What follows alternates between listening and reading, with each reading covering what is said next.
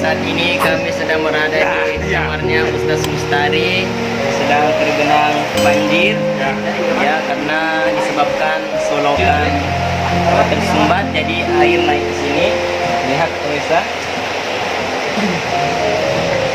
ya, air solokan masuk.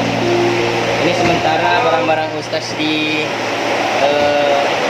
amankan untuk sementara. Ini ruang tamunya.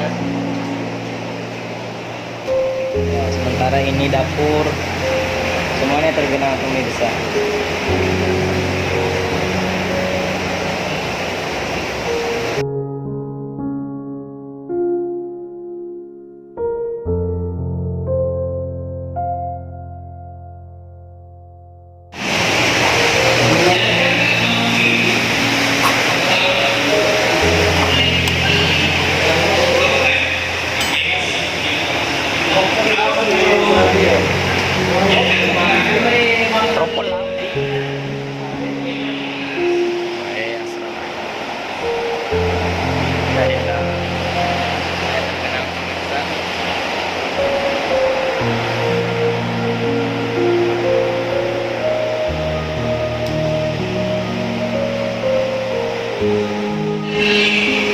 Mau sama kilala?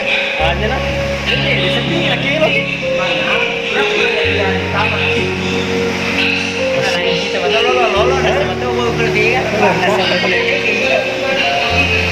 Ako sa biyawa. Jeruk kasa naman. Koyi soy di? Adi, Koyi soy ya? jeruk.